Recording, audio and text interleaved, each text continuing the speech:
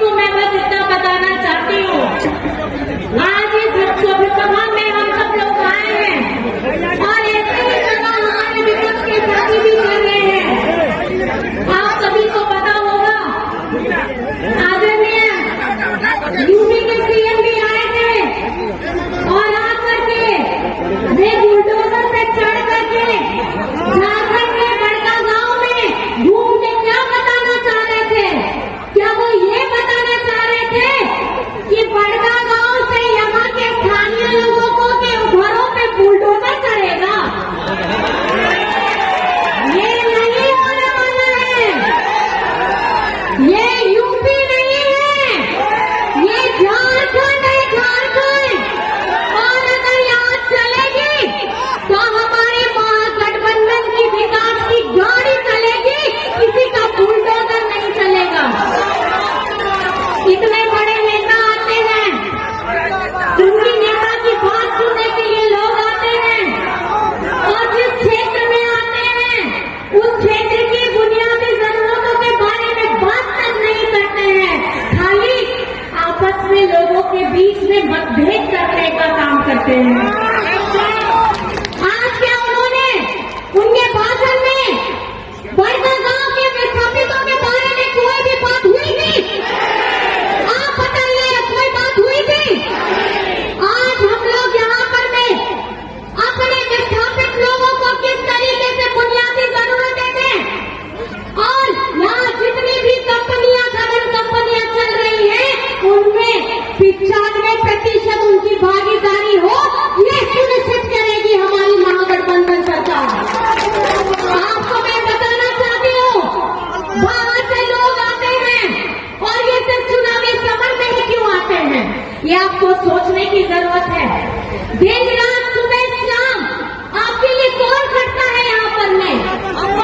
ये लड़की खटती है, ये बहन खटती है और सुबह से लेकर के रात तक खटती है। किसके लिए खटती है? किसके लिए खटती है?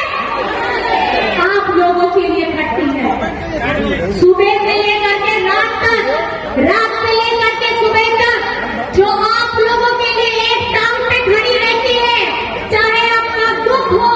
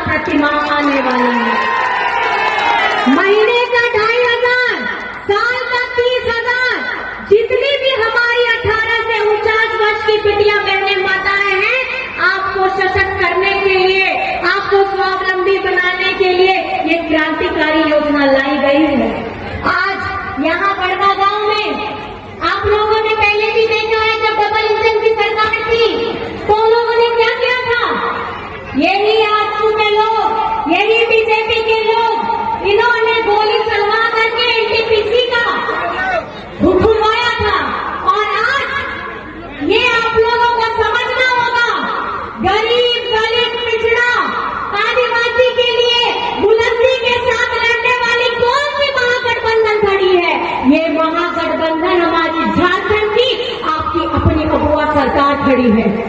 आज इन लोगों के साथ बड़े बड़े धन कुबेर हैं, बड़े बड़े व्यापारी हैं, और आप लोगों को पता होना चाहिए ये देश के करोड़ों हजारों करोड़ों जो इतने बड़े बड़े धन संपत्ति वाले लोग हैं, इनके हजारों हजारों करोड़ों को इन्होंने माफ करवाया है।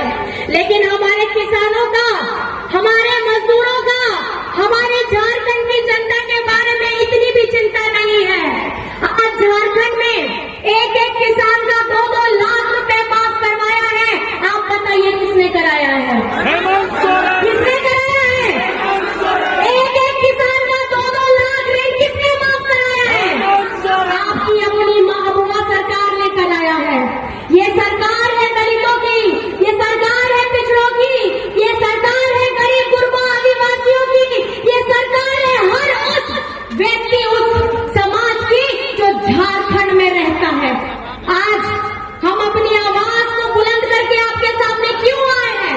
आपका आशीर्वाद लेने क्यों आए हैं? क्योंकि इस 5 साल के कार्यकाल में जहां 2 साल कोविड रहा, उस 2 साल के कोविड में अपनी जान की परवाह नहीं करके आप लोगों के बीच में निरंतर खड़े रहे हैं। जब बड़े ये दूसरे बीजेपी के लोग अपने घर में अपने आप को अपने से लॉकडाउन कर लेते थे, तो यही बेटी, वहां पे वही बेटा, ये मिल करके झारखंड को उनके जान माल की रक्षा के लिए निरंतर लड़ रहे थे। आज ये आते हैं और बात करते हैं कि हम ये करेंगे। जो प्रत्याशी है दूसरे पार्टी के, वो रोना गाना करते हैं, सहानुभूति कराते हैं कि हमें मौका मिलना चाहिए। लेकिन आप उसी दल में थे जब पिछड़ों का 27% का आरक्षण हम लोगों ने विधानसभा से पारित कराया, तो आपने हिम्मत नहीं की बोलने की, आपने हिम्मत नहीं की बोलने की। आप सिर्फ पार्टी की बात करते हैं, आप जनमानस की बात नहीं करते हैं। आज विधानसभा से आदिवासी सरना धर्म कोड हो, पिछड़ों का 27% का आरक्षण हो, ये हम लोग पारित कराते हैं। आप लोगों को पता होना चाहिए, जब झारखंड बना था, बीजेपी की सरकार बनी थी, पिछड़ों के लिए 27% का आरक्षण घटा करके 14% करने वाले ये बीजेपी के ही लोग हैं। और आज उस 27% को लाने के लिए हमारी महागठबंधन सरकार खड़ी है। आपको ये समझना है, ये चुनाव के समय में बटने का वक्त नहीं है।